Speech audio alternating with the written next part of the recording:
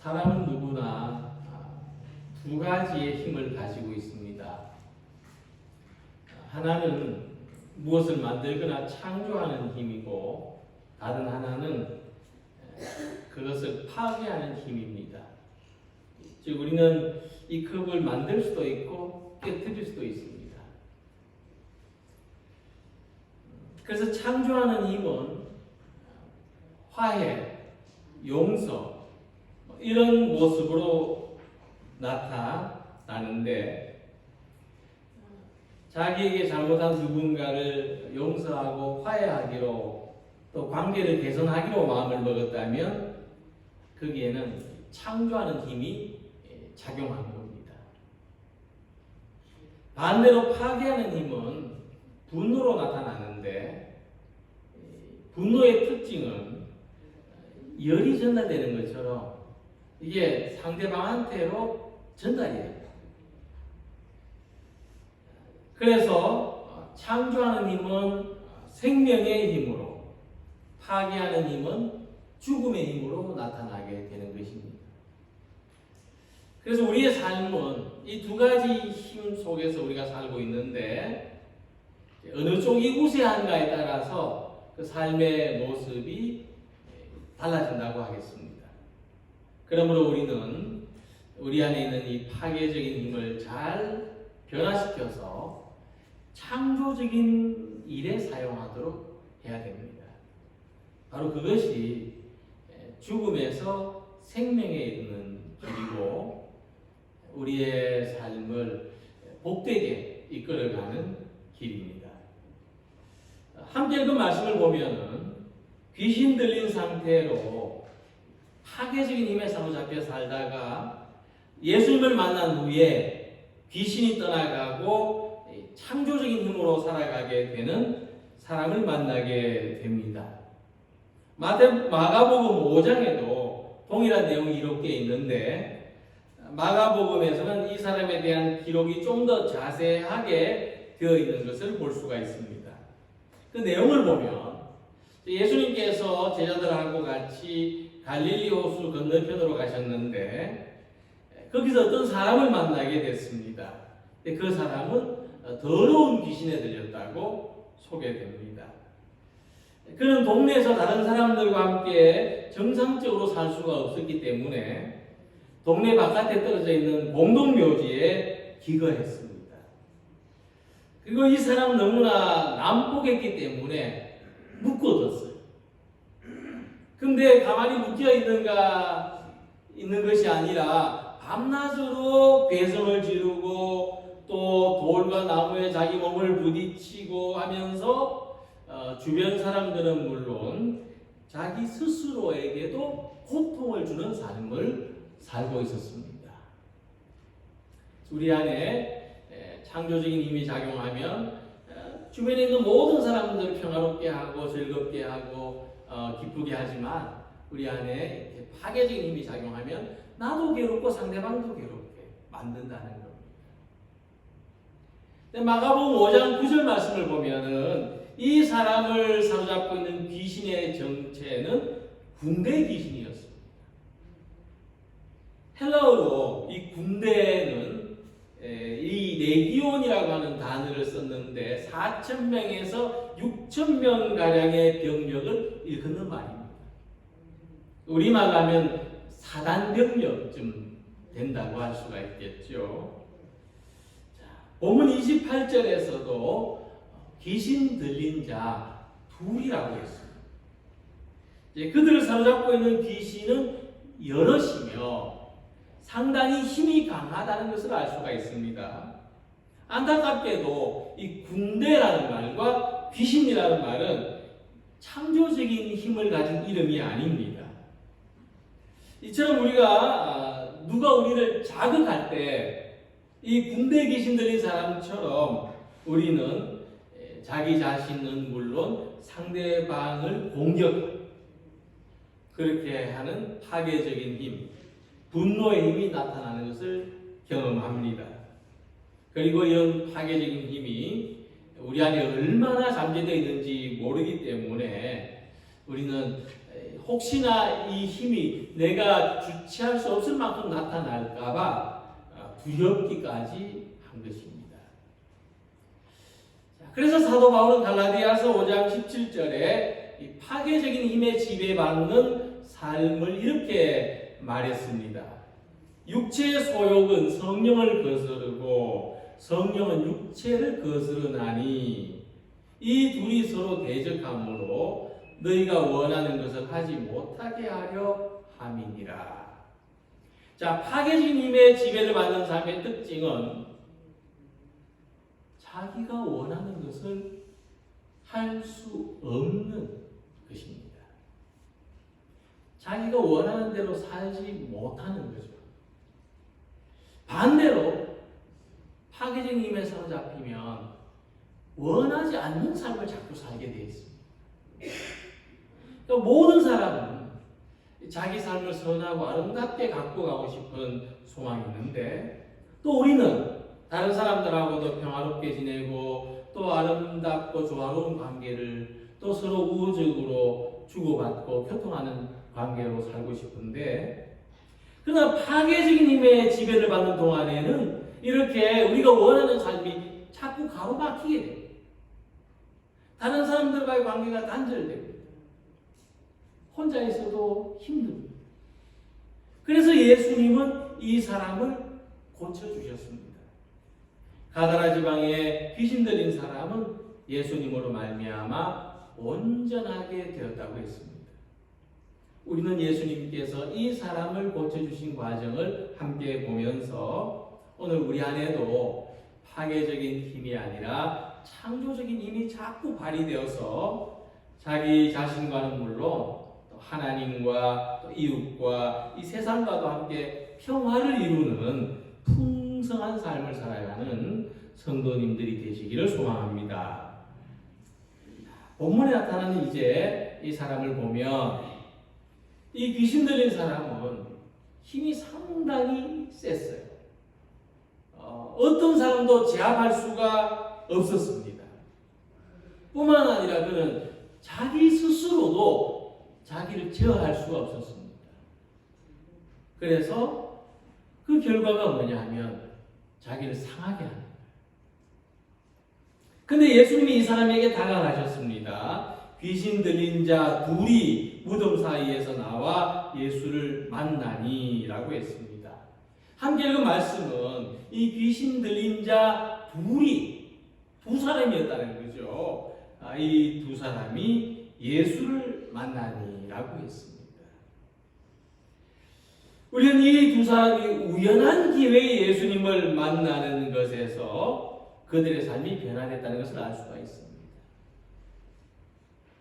이와 같이 우리들의 삶이 이 파괴하는 힘에서 창조하는 힘으로 죽음의 힘에서 생명의 힘으로 우리의 삶이 완전히 변화되는 것도 우연일 수가 있지만 우연히 그렇게 될 수도 있지만 그보다 더 중요한 것은 예수님을 만나는 데서 우연히 만났던 계획에서 만났던 예수님을 만나는 데서 우리 삶의 변화가 출발한다는 것을 알 수가 있습니다. 19세기에 영국 캠브리지 대학, 유명한 학교죠. 캠브리지 대학에 종교학과가 있는데 이 종교학과 시험 시간에 이제 주관식 문제가 출제됐습니다. 문제가 뭐냐면 물을 포도주로 바꾼 예수님의 기적에 대해 논하라 하는 것이었습니다. 우리가 이 시험 고사장에 앉았다면 어떻게 답안을 쓸 수 있을까 생각할 수 있겠죠. 물을 포도주로 바꾼 예수님의 기적에 대해서 논하시오. 그때 아주 특이한 답안지가 제출됐어요. 다른 사람들은 뭐 어떻게 하든지 왜 그런 게 있거든요. 몰라도 말이 있으면 점수를 잘 받는다. 근데 어떻게 하든지 이제 한 줄이라도 더 쓰려고 하는데 이 답안지는요, 딱 한 줄만 써져 있었어요. 뭐라고 써져 있었느냐 하면 물이 그 주인을 만나니 얼굴을 붉히더라. 이 답안지가 최고의 점수를 받았습니다. 물이 그 주인을 만나더니 얼굴을 붉히더라.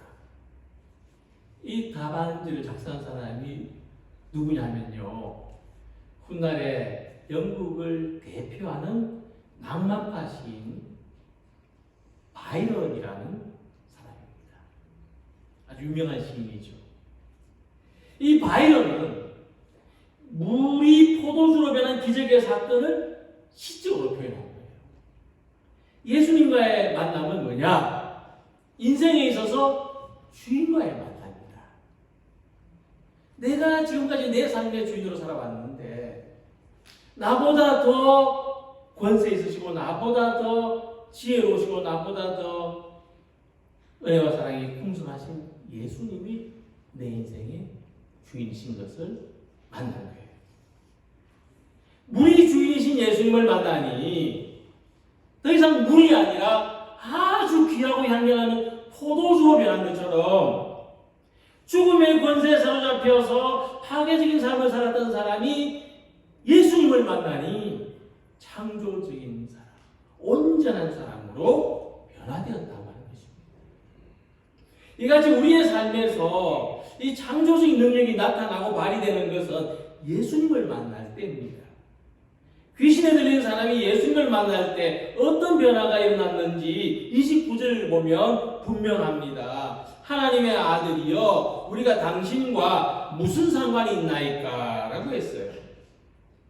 그러니까 그들은 예수님을 만나기 전에 파괴적인 힘에 지배당하고 살았는데 자기 스스로 괴롭게 하는 삶을 살고 다른 사람들과의 관계도 파괴된 삶을 살았는데 그들이 원하는 것은 변하지 않는 거예요. 바뀌고 싶지 않은 거예요. 그냥 이대로 살도록 나 좀 가만히 내버려 주시오. 그냥 모른 척 해주시오. 제발 내 삶에 간섭하거나 개입하지 마시오. 이같이 우리도 파괴적인 힘에 사로잡혀 살 때는 누가 좋은 말 해주면 듣기 싫어집니다. 누가 도움되는 말 해주면 저리 가라 합니다. 교회에 나오긴 하지만 말씀이 귀에 들어오지 않고 자꾸 저항심이 됩니다. 구원에 대한 기대와 소망도 잊어버리고 없습니다. 그러나 예수님은 모른 척 지나가시지 않는다. 그러나 예수님은 우리 스스로가 파괴되어 가는 것을 가만히 버려두시지 않는다는 것입니다. 그래서 예수님을 만나고 예수님의 사랑이 우리 안에 거하면 우리 안에 있는 온갖 나쁘고 악한 영들이 떠나가게 되고 우리 삶이 서서히 회복됩니다. 우리 마음 안에서 거센 파도가 일어나고 아주 찬바람이 몰아칠 때 그것을 고요하고 잔잔하게 변화시킬 수 있는 것은 예수님을 만날 때입니다. 파괴하는 힘, 괴롭히는 힘, 멸망시키는 힘을 이기는 것은 예수님이 보여주신 사랑의 힘입니다. 그래서 예수님의 사랑이 우리를 가만히 버려두지 않습니다. 우리를 강권하십니다. 고린도후서 5장 14절 17절 말씀을 보면 그리스도의 사랑이 우리를 강권하시는 도다라고 말씀한 후에 그런즉 누구든지 그리스도 안에 있으면 새로운 피조물이라 이전 것은 지나갔으니 보라 새 것이 되었도다라고 했는데 이 말씀은 한 쌍입니다. 주님의 사랑이 우리를 강권한 결과 우리가 새로운 피조물, 우리의 삶이 새롭게 변화된다 하는 것입니다. 이같이 예수님의 사랑과 만나는 여러분들이 되시기를 바랍니다. 예수님의 사랑이 우리를 변화시킵니다. 예수님의 사랑에 우리 얼굴이 붉어지고 예수님의 사랑에 우리 마음이 뜨거워지고 예수님의 사랑에 우리의 삶에 힘이 생기는 변화가 삶 속에 일어나기를 소망합니다. 오늘도 예수님을 만나서 우리 안에서 파괴적인 힘, 죽음의 힘은 점점 더 약해져가고 우리 안에서 창조적인 힘, 생명의 힘은 점점 더 강해져가는 모든 성도님들이 되시기를 소망합니다. 두 번째, 그 사람 안에 있는 귀신들은 예수님에게 이렇게 부탁합니다. 귀신들이 예수께 간구하여 이르되 만일 우리를 쫓아내시려면 돼지떼 들여보내 주소서.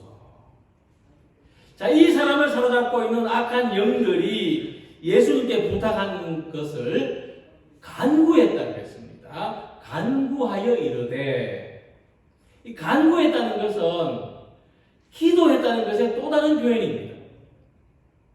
이제 그것은 이 귀신들이 마치 기도하는 것처럼 예수님께 간절히 부탁했다, 무릎 꿇고 머리를 조아렸다는 뜻이 되는 것입니다. 그래서 아무리 악한, 아무리 강한 귀신이라도 예수님 앞에서는 약합니다. 악한 힘은 아무리 강해도 선한 힘을 결코 이길 수 없습니다. 예수님의 사랑을 아무리 거절하고 배척해도 결국에는 그 사랑 앞에 무릎을 꿇을 수밖에 없습니다. 나쁜 마음은 선한 마음에 굴복합니다. 이같이 우리 안에 있는 죽음의 힘과 파괴의 힘은 아무리 강할지라도 이 생명의 힘을 이길 수 없고 창조적인 힘을 막을 수가 없습니다. 그래서 우리 안에서 나도 감당할 수 없을 만큼의 역사하는 악한 힘과 죽음의 힘과 파괴적인 힘은 날마다 점점 더 약해져가고 우리 육신의 힘이 날마다 약해져가는 것처럼 이런 나쁜 힘이 함께 약해져가고 그 대신에 우리 안에서는 선하고 생명적이고 창조적이고 또 평화롭고 또 정의롭고 또 관용스럽고 이런 힘들이 점점 더 강해져가고 견고해져가고 날마다 간구하는 성도님들이 되시길 바랍니다. 예수님께서 말씀하시기를 우리를 시험에 들게 하지 마옵시고 다만 악에서 구하시옵소서 이렇게 기도하라고 가르치셨습니다. 그래서 우리가 이 파괴적인 힘을 발휘하려는 유혹에서 이걸 확 깨버릴까 부셔버릴까 엉망으로 만들어버릴까 하는 이 유혹에서 벗어나도록 간구하지 않으면 결코 우리가 악한 세력에서 자유로울 수 없기 때문에 자꾸 귀신은 파괴적인 힘을 사용하도록 우리를 유혹합니다. 스스로 자기를 내던지도록 엉망으로 만들어버리도록 유혹합니다. 그러나 이런 유혹에 넘어간 결과는 인간성을 잃어버린 모습으로 살아갈 수밖에 없다는 것을 보여줍니다. 이 귀신 들렸다는 게 뭡니까? 우리를 꼼짝없이 멸망하도록 만드는 것을 귀신이라고 합니다. 한번 빠지면 자기 힘으로 빠져나올 수 없는 것, 집착이나 중독이나 자랑이나 교만이나 시기나 질투나 이런 것들도 현대적인 귀신 들림으로 이해할 수가 있는 겁니다. 이같이 무서운 힘에서 구원받을 수 있는 것은 예수님의 도움밖에 없습니다. 예수님께 간구하는 것은 복음을 믿고 하나님의 은혜와 사랑 가운데 능력 안에 살아갈 때 우리는 이 파괴적인 힘에서 자유로울 수 있는 것입니다. 그래서 복음서를 보면 이 온갖 질병과 이 삶의 다양한 고통 속에 지냈던 사람들이 예수님을 만났을 때 그들이 구원을 받기 위해서 했던 행동이 있습니다. 그 행동을 뭐라고 하냐면 간구했다는 말로 표현하고 있습니다. 우리가 예수님을 만났을 때 예수님 나를 좀 구원해 주십시오. 그럴 때 우리는 뭘 해야 되느냐? 간구해야 된다. 그 중에는 백부장의 간구도 있고 나병 환자의 간구도 있고 딸을 고쳐달라고 애원했던 수로보니게 여인의 간구도 있습니다. 그리고 예수님은 이들의 간구를 외면하지 않았다는 것입니다. 예수님은 결코 우리의 간구를 외면하시지 않습니다. 구약 성경을 보면은 모세가 이스라엘 백성을 가나안 땅으로 인도할 때에 얼마나 많은 어려움이 있었습니까? 물이 없었습니다. 먹을 게 없었습니다. 낮은 덥고 밤은 추웠습니다. 길은 없습니다. 사방에 적들이 호시탐탐 에워싸고 있습니다. 그때 모세가 무엇을 제일 많이 했느냐? 간구했다고 했습니다. 하나님 앞에 간구했습니다. 이 간구는 기도만을 의미하지 않습니다. 자신의 운명을 전적으로 하나님께 맡기고 의지하는 행동을 간구했다는 말로 표현했습니다. 그래서 우리가 세상 속에서 좋은 힘을 발휘할 수 있도록, 우리가 사람들 속에서 좋은 영향력을 나타내고 또 사람들 속에서 좋은 관계를 가지고 살아갈 수 있도록 하나님의 도움을 의지하고 간구하는 우리 모두가 되시기를 바랍니다. 그래서 우리 안에서 역사하는 이 악한 마음을 이기고 선한 마음을 품고 살아가도록 지속적으로 날마다 간구하는 성도님들이 되시기를 소망합니다. 마가복음 5장을 보면 이 사건의 종말을 볼 수가 있는데, 결말을 볼 수가 있는데, 예수님 귀신 들린 사람을 향해서 이렇게 말씀하십니다. 더러운 귀신아 그 사람에게서 나오느라. 그러니까 귀신은 예수님께 간청합니다. 예수님, 그럼 나가면 내가 어디로 갑니까? 저를 저 돼지떼 안에 들어가게 하옵소서. 그래서 예수님께서 허락하시니까 이 군대 귀신은 그 사람한테 나와서 돼지떼에게 들어갔는데, 이 돼지떼들이, 귀신이 들어가자마자 돼지떼들이 막 갑자기 미친 것처럼 갈릴리 호수로 막 달려 들어가서 몰사해버렸어요. 그때 죽은 돼지가 2,000마리라고 합니다. 엄청난 떼가 죽어버린 거죠. 그러니까 이 돼지 쓰던 동네 사람들이 모였어요. 의논합니다. 그들은 어떤 돼지 협동조합 같은 걸 하고 있었겠죠. 그래서 예수가 와가지고 우리 돼지떼가 죽어버렸으니 당신네들한테 어떤 일이 날지 모른다. 예수님이 우리 마을에 그냥 계신다는 우리 마을이 아주 망해버릴지도 모른다. 그래서 그들이 예수님 만나러 왔어요. 예수님 만나러 나와가지고 예수님 우리 마을에서 떠나가 주십시오. 좀 가시면 안 되겠습니까? 간청했다는 거예요. 온 시내가 예수를 만나려고 나가서 보고 그 지방에서 떠나시기를 간구하더라.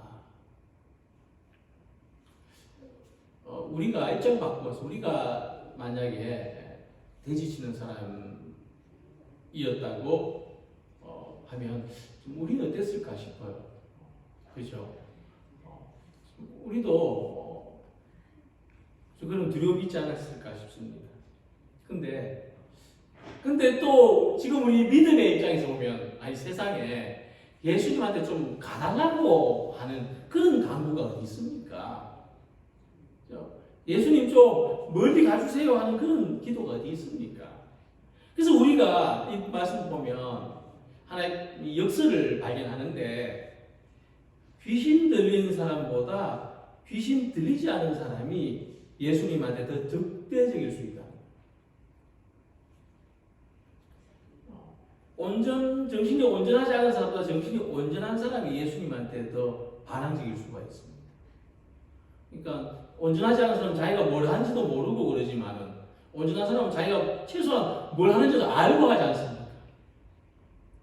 그러니까 우리의 마음이 그럴 수 있는 거예요. 내가 지혜롭고 내가 똑똑하다고 하는 사람이 더 어리석을 수가 있는 거죠. 오히려 귀신이 떠나가는 것을 목격하고 마을 사람들이 예수님한테 와가지고 제발 우리 마을을 떠나가 달라, 이렇게 간청했다는 겁니다. 이같이 사람이 귀신보다 더 무서울 때가 있어요. 그것은 뭐냐? 언제냐? 예수님보다 자기 것을 더 사랑할 때입니다. 우리는 아주 무서운 사람이 되어버립니다. 예수님보다 내 것을 더 사랑하면요, 우리는 정말 무서운 사람이 되어버려요. 만약 우리가 자기를 조금이라도 부인할 수 있다면 거기 예수님이 들어오실 수가 있습니다. 만약 우리가 마음의 문을 조금이라도 열어놓으면 거기 예수님이 찾아오실 수가 있습니다. 우리 안에 들어오셔서 그래서 서서히 밝아지는 것처럼 우리 마음을 바꾸시고 우리 생각을 바꾸시고 우리의 삶을 변화시키시고 그렇게 우리는 기도할 수가 있는데, 그러나 자기를 부인하지 못할 때, 주님보다 자기를 더 사랑할 때 우리는 예수님이 떠나가 주십니다. 제발 안 보여, 나한테 안 보여주시기를 원하게 되는 것입니다.